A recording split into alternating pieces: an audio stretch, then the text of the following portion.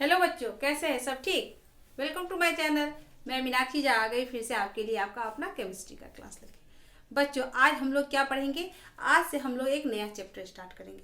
Chapter क्या कि उसी का एक टॉपिक है। क्या है? Stereo chemistry. अब स्टीरियो केमिस्ट्री क्या अभी बीच में पढ़ने की क्या जरूरत है, क्योंकि तो अभी तो हम लोग SN1 एंड SN2 रिएक्शन पढ़ रहे थे।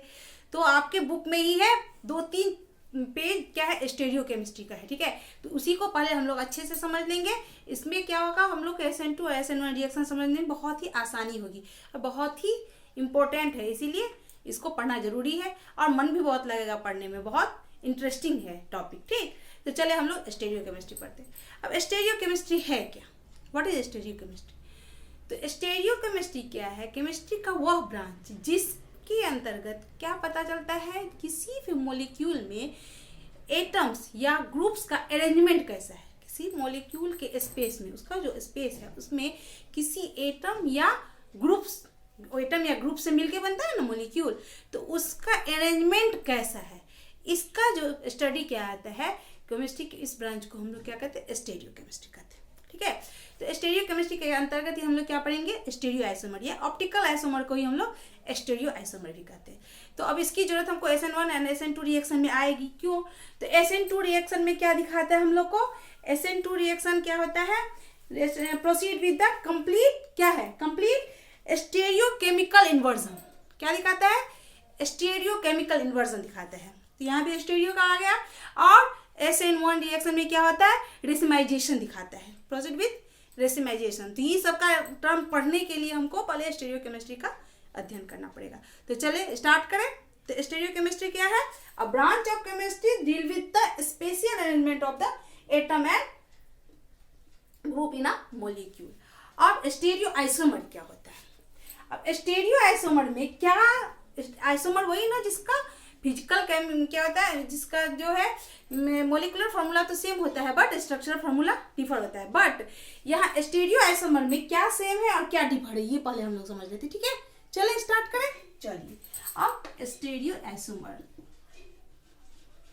या इसे ऑप्टिकल आइसोमर भी बोल सकते हैं या स्टीरियो आइसोमर। ठीक, अब क्या इसका सेम है और क्या डिफर है? पहले सेम क्या होगा स्टीरियो आइसोमर में? सेम, इसका क्या होता है? मोलेकुलर फार्मूला सेम होता है। स्टीरियो आइसोमर का क्या होता है? मोलेकुलर फार्मूला सेम होगा। इसका स्ट्रक्चर फार्मूला भी सेम होगा। इसका क्या होगा? कनेक्टिविटी विद एटम, क्या मोलिकुलर कनेक्टिविटी विद एटम भी सेम होगा। बट इसका जो है, और इसका जो है IUPAC, यहाँ तक उसके IUPAC नेम भी सेम होगा। तो फिर डिफर क्या करता है इसका? तो इसका डिफर क्या होता है? पहला तो 3 डायमेंशनल अरेंजमेंट ऑफ एटम, ये डिफर है। दूसरा क्या होगा डिफरेंट? Physical property. एंड तीसरा क्या डिफर होता है इसका? मे बी कभी कभी रेयर केस में केमिकल प्रॉपर्टी इसका डिफर होगा। तो चलिए मैं लिख देती हूँ आपका मेन क्या क्या सेम है और क्या डिफर है। पहला तो क्या है? मोलिकुलर फॉर्मूला सेम है।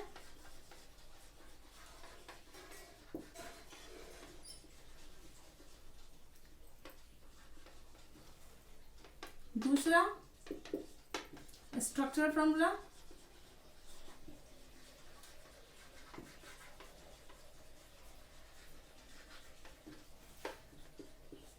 Connectivity with atom.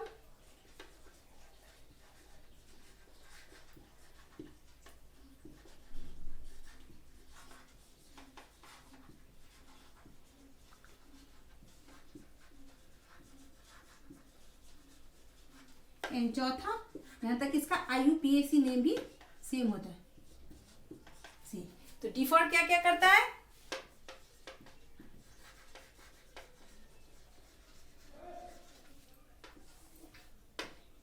First 3 dimensional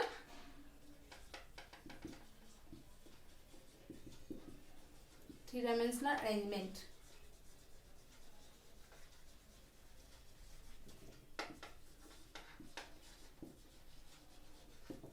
दूसरा फिजिकल प्रॉपर्टी।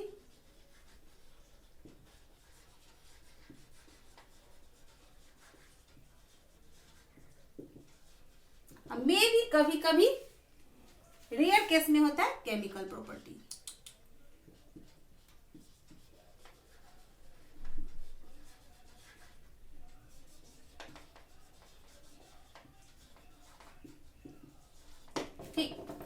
ये हो गया आइसोमर का स्टीरियो आइसोमर में क्या, ऐसे मॉलिक्यूल जो होते हैं जिनका मॉलिक्यूलर फॉर्मूला सेम होता है, स्ट्रक्चर फॉर्मूला सेम होता है, कनेक्टिविटी बिटवीन द एटम भी सेम होता है, एपीएससी नेम भी सेम होता है। तो डिफर क्या करता है, 3 dimensional arrangement of atom, physical properties and मे भी कभी कभी केमिकल प्रॉपर्टी, ये जो डिफर करते हैं स्टीरियो आइसोमर होते हैं। ठीक है, चलिए अब स्टीरियो आइसोमर को कितने पार्ट में डिवाइड किया गया पहले उसको समझते हैं। ठीक है, चलिए स्टार्ट करते हैं।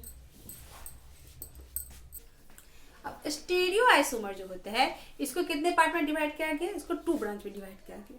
पहला क्या होता है कन्फर्मेशनल आइसोमर एंड दूसरा कॉन्फिगरेशनल आइसोमर। और कन्फर्मेशनल आइसोमर में क्या होता है, तो इंटर कन्वर्जन जो होता है, इंटर कन्वर्जन के द्वारा जो ये बनता है फॉर्म होता है वो कैसा पॉसिबल, किसके द्वारा इंटर कन्वर्जन पॉसिबल है, भाया फ्री रोटेशन के द्वारा। किसके द्वारा, फ्री रोटेशन के द्वारा। क्या है, where the interconversion between the form is possible via free rotation between किसके द्वारा, कार्बन कार्बन सिग्मा बॉन्ड या सिंगल बॉन्ड। सिंगल बॉन्ड को सिग्मा बॉन्ड भी कहते हैं, डबल बॉन्ड को पाई बॉन्ड बोलते हैं, ये तो मालूम होगा आप लोगों को। ठीक है, तो अब ये कैसे, तो कन्वर्जन जैसे हम लोग लिए ये एक मार्कर, बीच में सिंगल बॉन्ड है, ये 2 हाथ है। ठीक है, अब ये दोनों एक सेम साइज में है। ठीक, और जब इसको हल्का फ्री रोटेशन के हल्का, तो इसका कन्वर्जन के दूसरा शेप बन गया आइसोमर, दूसरा हल्का किए तो हो गया ना, फिर ऐसे क्या हो गया, फिर वापस ऐसे किए तो अपने जगह पे आ गया। तो किससे संभव है, सिंगल बॉन्ड में, सिर्फ सिंगल बॉन्ड होगा तब। बट जब भी डबल बॉन्ड हो जाएगा, क्या हो जाएगा, मान लीजिए 2 मार्कर है। ठीक है, और 2 मार्कर से अगर हम करते, ये डबल बॉन्ड है, और 2 मार्कर से जब अगर हम करेंगे तो क्या होगा, ये मार्कर देखिए बीच में क्या हो रहा है, टर्न हो रहा है, श्रिंक कराएगा, एक तो नीचे गिर जाएगा या नहीं तो टूट जाएगा, तो नहीं ना बन पाएगा। ये इंटर कन्वर्जन भाया फ्री रोटेशन के द्वारा सिर्फ सिंगल बॉन्ड में ही संभव है। सिंगल बॉन्ड माने बोले तो अल्केन। ठीक, तो ना ये तो डबल बॉन्ड में होगा, ना ट्रिपल बॉन्ड में होगा, और ना ही रिंग में पॉसिबल है। तो कन्फर्मेशनल आइसोमर में क्या होता है, inter conversion between the form, उसके बाद क्या होता है वो भाया फ्री रोटेशन के द्वारा पॉसिबल है। बट इसका जस्ट अपोजिट क्या होता है, कन्फिगरेशनल आइसोमर में 2 isomer inter conversion between the form not possible Bhaya free rotation, ये फ्री रोटेशन के द्वारा पॉसिबल नहीं है। तो इसमें क्या क्या आ जाएगा, इसमें आ जाएगा double bond, triple bond, alkyne, alkyne या रिंग। इसका जो है फॉर्म फ्री रोटेशनल के द्वारा इंटर कन्वर्जन होगा ही नहीं। आगे बात समझ में। अब कन्फर्मेशनल आइसोमर को भी क्या है, 2 पार्ट में डिवाइड किया गया। क्या किया गया, फिर कन्फर्मेशनल आइसोमर को 2 पार्ट में डिवाइड किया गया, 2 ब्रांच में डिवाइड किया गया। कौन कौन होता है, एक होता है ऑप्टिकल और एक होता है ज्योमेट्रिकल। क्या होता है, एक होता है ऑप्टिकल आइसोमर, ऐसे करके देख ले, एक हो गया ऑप्टिकल आइसोमर और एक होता है ज्योमेट्रिकल, जिसको जी ऐसे कर सकते हैं, मालूम है, ज्योमेट्रिकल आइसोमर।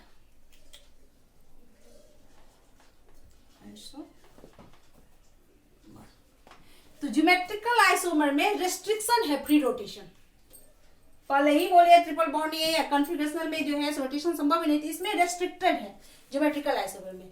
तो अभी हम लोग को मेन पढ़ना क्या है, ऑप्टिकल आइसोमर। तो पहले हम लोग ऑप्टिकल एक्टिविटी या ऑप्टिकल आइसोमर के बारे में पढ़ेंगे। ठीक है बच्चों, चलिए स्टार्ट करते हैं। ठीक है, होते आते इतना करते हुए फिर हम आगे मेन पॉइंट पे जो हमको पढ़ना है वो क्या है, ऑप्टिकल एक्टिविटी। तो चलिए स्टार्ट करें। चलिए,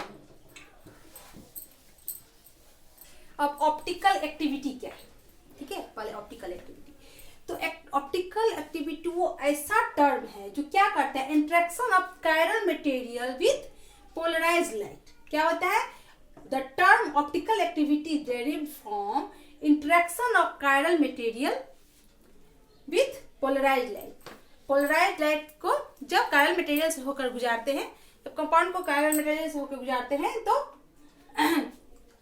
वो जो फॉर्म होता है वो एक्टिविटी क्या कहता है, ऑप्टिकल एक्टिविटी।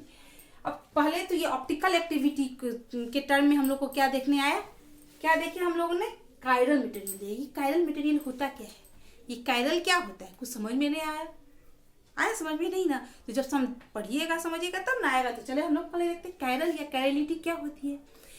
कायरल किसी ग्रुप, किसी मॉलिक्यूल या किसी ऑब्जेक्ट का वो प्रॉपर्टी होता है जो उसका खुद का मिरर इमेज जो होता है वो क्या होता है, सुपर इम्पोज नहीं होता है एक दूसरे से। क्या होता है? कायरल और कायरलिटी इज अ प्रॉपर्टी, वो गुण होता है फाउंड इन ए मॉलिक्यूल और ऑब्जेक्ट, जो मॉलिक्यूल या ऑब्जेक्ट में पाया जाता है। क्या? When it can not super impose on it's on mirror image, खुद के मिरर इमेज में इम्पोज नहीं, सुपर इम्पोज नहीं होता है। अब ये सुपर इम्पोज क्या हुआ, एक नया वर्ड और आ गया। तो मतलब क्या, जो एक किसी वस्तु का या किसी मॉलिक्यूल का ऐसा गुण जो उसका खुद का जो मिरर इमेज होता है ना, तो उसको अगर एक दूसरे के ऊपर में रखे तो क्या होगा, एक दूसरे को नहीं ढकेगा। तो ये कैरेक्टर जो होता है वो कहलाता है कायरलिटी, और वो ऑब्जेक्ट होता है वो कहलाता है कायरल ऑब्जेक्ट। क्या कहलाता है? कायरल। आप अपने अगल बगल आसपास देखो, ये कायरल है, कायरल ऑब्जेक्ट कुछ है हम लोगों के पास? कायरल ऑब्जेक्ट है कि नहीं, सो बताओ। सबसे पहला सबसे अच्छा एग्जाम्पल तो खुद हाथ हम लोग का है। देखिए जैसे हाथ है, दो हाथ है, अगर हम एक हाथ को ऐसे देखें, इसका मिरर इमेज तो जस्ट ऐसा होगा, दूसरा हाथ जैसा होगा जस्ट। अगर इसको क्या गया, सेम मिरर इमेज को उठा के इस हाथ के ऊपर रख दे, क्या ये एक दूसरे को ढक रहा है, सुपर इम्पोज कर रहा है? नहीं ना ढक रहा है एक दूसरे को। तो ये क्या हो गया, कौन सा इसका प्रॉपर्टी हो गया? ये हो गया कायरल। अब बोलेंगे इसको सीधा क्यों नहीं कर देते, तो ये मिरर इमेज रहेगा ही नहीं जब सीधा कर देंगे हम। तो मिरर इमेज में अगर मुंह दिख रहा है, अगर हम सीधा कर देंगे तो पूरा पीछे का दिखने लगेगा ना। अगर हम हाथ दिखा रहे हैं, इसका mirror image same to same आएगा ना, आगे का सारा व्हाइट वाला पार्ट आगे का, पीछे ब्राउन वाला पार्ट पीछे का हो गया। तो इसका मिरर इमेज तो व्हाइट वाला आगे ब्राउन पीछे है ना, अगर इसको हम उल्टा कर दिए तो सुपर इम्पोज हुआ ही नहीं ना, इसका ये कैरेक्टर ही बदल गया। तो सुपर इम्पोज करने के लिए mirror image same to same image चाहिए, और उसको इसके ऊपर में डालेंगे तो हुआ। हाथ के साथ अब देख लो, अपना पैर का ही देख लो, पैर का एक पैर को अगर देखो और दूसरा पैर का देखोगे तो क्या होगा, जस्ट उसका क्या हो जाएगा, मिरर इमेज बनेगा। और उसको एक दूसरे के ऊपर रखोगे तो ओवरलैप करेगा, ढकेगा नहीं ढकेगा। और ऑब्जेक्ट में देख ले तो चप्पल देख ले या जूता देख ले अपने लोग का, किसी का, वो क्या होता है, एक पैर का जूता दूसरे पैर का जूते का जस्ट क्या लगेगा, मिरर इमेज होता है। लेकिन जब हम उसको एक दूसरे के ऊपर रखते हैं तो क्या एक दूसरे को सुपर इम्पोज करता है? ये नहीं करता है। तो ये कैरेक्टर जो होता है वो कहलाता है कायरलिटी, एंड ये ऑब्जेक्ट क्या कहलाता है, कायरल। अब ये तो हो गया ऑब्जेक्ट में। अभी हम केमिस्ट्री पढ़ रहे हैं तो केमिस्ट्री के बारे में देख ले क्या, ठीक है। तो चलिए केमिस्ट्री के बारे में देख लेते हैं। अब देखिए जैसे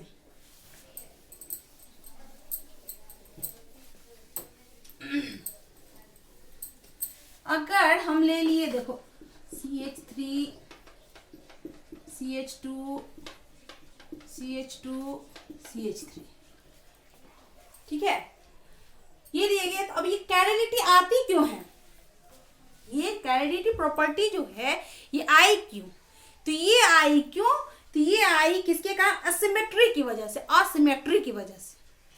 अब ये असिमेट्री क्या है, मतलब असिमेट्री मतलब समानता नहीं हो, एक जैसा ग्रुप किसी कार्बन पे नहीं जुड़ा हो। सिमेट्री जैसा एक ही जैसा ग्रुप जुड़ा हुआ है कार्बन पे तो उसको सिमेट्री कहेंगे। लेकिन अगर एक जैसा ग्रुप नहीं जुड़ा हो तो क्या कहेंगे, असिमेट्री। और एक सिमेट्री भी ये भी, अगर किसी चीज को, एक ऑब्जेक्ट रहे चाहे कंपाउंड रहे, अगर उसको बराबर आधा आधी इक्वली बांटा जा सके, एक जैसा स्ट्रक्चर हो, तो वो हो गया सिमेट्री। अगर अलग अलग करे, हाफ करे, लेकिन दोनों का स्ट्रक्चर अलग हो, दोनों का शेप अलग हो, तो उसे क्या कहेंगे हम लोग, असिमेट्री कहेंगे। क्या कहेंगे, असिमेट्री। जैसे इसमें देख ले तो असिमेट्री के कारण क्या कैरेक्टर आता है, कायरल का कैरेक्टर आता है। तो जैसे इसको अगर आधा आधी हम बांट दें तो दोनों तरफ सेम टू सेम आ गया, तो ये क्या हो गया, सिमेट्री। जब सिमेट्रिक प्रॉपर्टी आ गया तो ये क्या हो गया, इसका जस्ट अपोजिट, कायरल का जस्ट अपोजिट क्या होगा, अकायरल। क्या होता है, अकायरल। तो ये प्लेन सिमेट्री होता है। क्या है, ये प्लेन सिमेट्री है, सेम है, अकायरल, ठीक। बट अगर हम लोग यहां से एक एच हटा दें और यहाँ एक Cl लगा दें, तो क्या अगर ऐसे करके देखेंगे हम तो बताइए क्या ये सेम हुआ? तो ये क्या हो गया? असिमेट्री हो गया। ये कार्बन देखिए, इस कार्बन पे देखिए एक जैसा कोई भी है। अगर ऐसे कार्बन जिस पे क्या हो, जिसका कार्बन का शेप कैसा होता है? sp3 हाइब्रिडाइज होता है। sp3 हाइब्रिडाइज का कैरेक्टर क्या होता है? वो कैसा शेप होता है? टेट्राहेड्रल। क्या होता है? टेट्राहेड्रल, चारों तरफ से है। अगर इसके चारों तरफ देखे, इसका वैलेंसी, अगर यह अपना वैलेंसी चारों अलग अलग ग्रुप या एटम से पूरा करे, तो जैसे इधर CH3 हो गया, इधर CH2, यहाँ Cl, यहाँ H, तो ये क्या हो गया? ये कैसा कार्बन हो गया? ये हो गया कायरल कार्बन। क्या हो गया? ये कायरल कार्बन। तो आ गई बात समझ में? कायरल क्या होता है? कायरल क्यों होते हैं? कायरल ऐसा गुण या ऐसी प्रॉपर्टी जो किसी ऑब्जेक्ट या मॉलिक्यूल का खुद का मिरर इमेज में वो खुद क्या करना, सुपर इम्पोज ना हो, तो वो कैरेक्टर क्या कहलाता है? वो ऑब्जेक्ट कायरल कहलाता है, एंड वो प्रॉपर्टी जो है वो कहलाती है कायरलिटी। ठीक, ये किसके कारण होता है? असिमेट्री के कारण। असिमेट्री क्या होती है? जब किसी एक जैसा समानता न हो, किसी ग्रुप में एक जैसा, अगर उसको हाफ हाफ किया जाए तो एक जैसा स्ट्रक्चर न मिले, एक जैसा मॉलिक्यूल न मिले, तो उसे हम क्या कहते हैं? असिमेट्री कहते हैं। तो आज के लिए इतना अच्छा, ठीक है बच्चों। और नेक्स्ट टर्म में हम लोग ऑप्टिकली एक्टिव कंपाउंड के बारे में आगे पढ़ेंगे। इसके बाद बहुत सारा ऐसा पॉइंट है, जैसे ये कायरलिटी हम लोग पढ़ लिए। इसके बाद हम लोग जो पढ़ेंगे प्लेन पोलराइज्ड लाइट क्या होता है, कायरल एक्टिविटी कैसे दिखलाता है, ये सब आगे नेक्स्ट क्लास में हम लोग पढ़ेंगे। ठीक है बच्चों, तो मन लगा के पढ़िएगा। और नेक्स्ट क्लास में हम लोग क्या पढ़ेंगे? कायरल कार्बन पढ़ेंगे। ठीक है, ऑप्टिकली एक्टिव कंपाउंड के बारे में पढ़ेंगे। उसके बाद प्लेन पोलराइज्ड लाइट क्या होता है, इसके बारे में पढ़ेंगे। तो नेक्स्ट क्लास बहुत ही इंटरेस्टिंग होने वाला है और बहुत ही इंपॉर्टेंट है, तो इंतजार करिएगा। और अभी जो पढ़ा है उसको मन लगा के रिवीजन कीजिएगा और मन लगा के पढ़ाई कीजिएगा। ठीक है, और बहुत सारा कमेंट लिखिएगा, जो समझ में आ रही है कि नहीं आ रही है तो कमेंट सेक्शन में बताइए, जो पता तो चले कितना अच्छा लग रहा है पढ़ने में या बोर लग रहा है, तो पता तो चलेगा हमको। कमेंट कीजिएगा तब ना, तो कमेंट कीजिएगा, चैनल को लाइक, सब्सक्राइब और शेयर कीजिएगा। ठीक है, टेक केयर, बाय।